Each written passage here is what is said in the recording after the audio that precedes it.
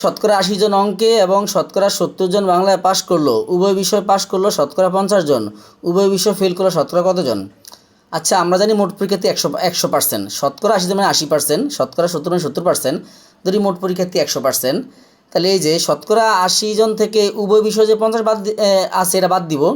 তাহলে এই যে শুধু অঙ্কে পাশ করে হচ্ছে 80% মাইনাস এই যে উভয় বিষয়টা 50%, শুধু অঙ্কে পাশ করছে 30%।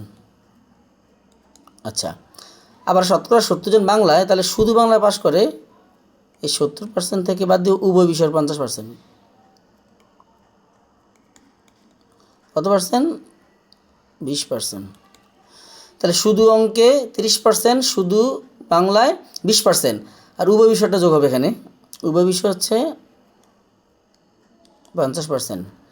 তাহলে এই যে এক বা উভয় বিষয়ে মোট পাশ করে 30, 20, 50 আর 50 100, তো এক বা উভয় বিষয় মোট পাশ করে 100%, সুতরাং এক বা উভয় বিষয় মোট ফেল করে 0%। তাই 100% যদি পাশ করে তাহলে ফেল করে 0%, তার উত্তর হচ্ছে, সঠিক উত্তর হচ্ছে গ।